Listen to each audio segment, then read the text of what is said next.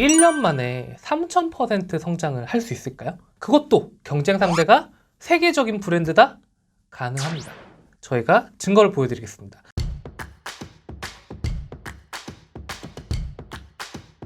첫 번째 업체는 무세라는 업체입니다. 무세는 뭐냐면 주물 냄비를 파는 업체예요. 대구에 있고요. 대구 칠곡에서 대한특수금속이라는 업체로 시작을 합니다. 이 대표님의 꿈은 컸습니다. 예를 들자면 백화점에 가면 볼 수 있는 르크루제나 스타우 같은 명품 주물 냄비가 되길 원했던 거죠. 품질에 자신감이 있었던 거죠. 근데 이 업체 같은 경우는 경쟁업체가 엄청 화려합니다.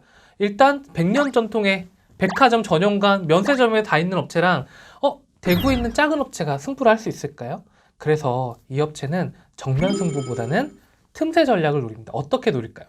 사람들이 검색하는 패턴을 노리죠. 보통 우리가 무쇠 냄비가 떴던 이유가 인덕션에서 잘 된다는 소문이 나서입니다. 대부분 르크루제나 스타브 같은 경우는 양식 기반의 냄비들이죠. 그래서 이 업체는 한식 전문, 인덕션, 무쇠 냄비라는 슬로건을 가지고 와서 한식에 특화된 무쇠 냄비는 따로 있다. 로 시작합니다. 대표님이 직접 나와서 우리는 롤스로이스 강판, 롤스로이스에 납품하는 강판으로 이렇게 잘 만들고 있고요. 이렇게 디테일하게 손잡이 하나도 꼼꼼하게 했고요. 대표님 심지어 경복궁에서 한복까지 입어가면서 전통의 기술로 이렇게 만들었습니다라고 구구절절하게 합니다. 그렇게 하다 보니까 무슨 일이 벌어질까요? 작년에 대박이 나죠. 하루에 2억을 팔아치우는 기적을 이뤄냅니다. 더 웃긴 건 뭔지 아세요? 2년 전에 매출은 빵이었습니다. 이걸 보고 감동한 유튜버들이 이 제품을 다루기 시작하면서 대박을 이루게 됐는데 그 기반은 뭐였다?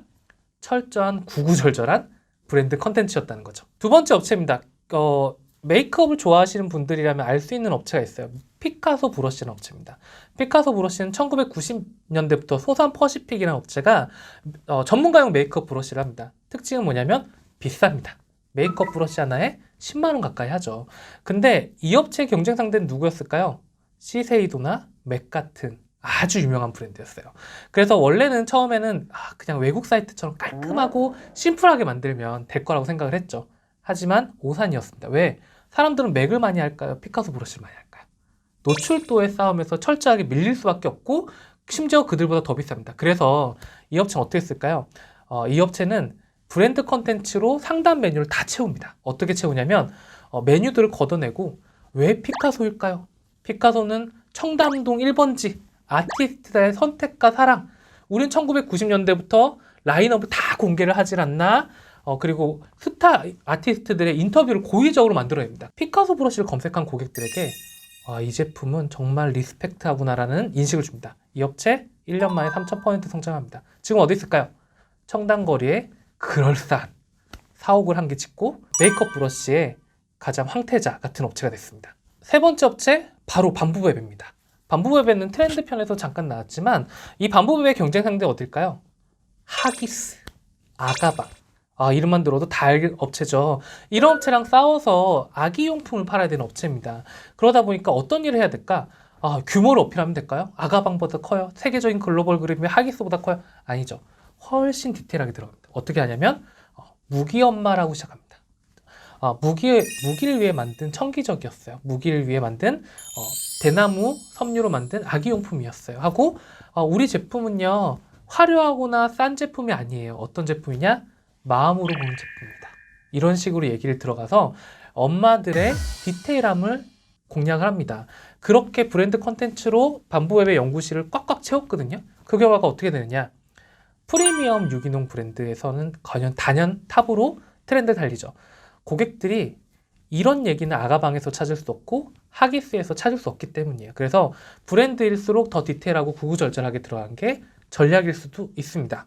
브랜드 전략이란 게 있습니다. 이게 뭐냐? 옛날 책 중에 포지셔닝이라는 책이 있습니다. 마케팅의 가장 고전적인 업체인데요. 이 책에 따르면 이렇습니다. 1등인 업체가 있고 2등인 업체가 있고 3등인 업체가 있다는 거예요. 1등 전략과 2등 전략과 3등 전략이 다른데 1등 전략은 일단 양으로 밀고 가격으로 밀고 노출수로 밀어서 싹을 없애는 게 1등 전략입니다. 2등 전략은 어떤 업체일까요? 2등 전략은 2등임을 인정하고 1등이 못하는 강점을 강렬하게 어필하고 만만치 않은 점포수를 가지고 있고 노출을 하는 거라면 3등이 문제입니다. 3등은 측면을 쳐야 된다고 해요. 기습 공격. 이게 뭐냐? 남들이 그럴싸하고 큰 규모로 움직일 때 뒤에서 싹 가가지고 쳐내는 거죠. 탁탁탁탁탁. 맥은 다양한 제품 팔잖아. 색조도 팔고 근데 메이크업 브러쉬는 우리가 짱이야. 이렇게 들어가거나 이렇게 예쁘고 좋은 르크루제나 스타브가 있잖아.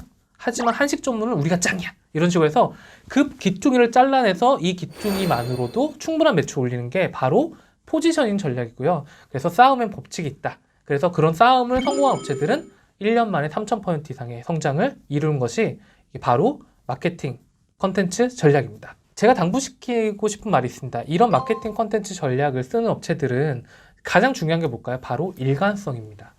작년에도 올해에도 내년에도 똑같은 얘기를 하셔야 돼요. 왜? 고객들은요, 날마다 변하는 걸 보고 싶어 할까요? 진국 같은 그런 업체들을 원할까요? 그래서 조금이라도 더 일관성 있게 오래된 업체한테 거래를 하고 싶어 하거든요. 그래서 이런 브랜드 전략을 할 때는 꼭 유지를 하셔라 얘기를 드리고 싶고요. 이런 마케팅 전략에 대해서 혹시 더 궁금하시거나 아니면 더 알고 싶다 그러면 구독과 알림 꼭 체크해 주시고 댓글로 궁금한 거 남겨주시면 언제나 답변 드리겠습니다. 머니 컨텐츠의 조얼이었습니다. 감사합니다.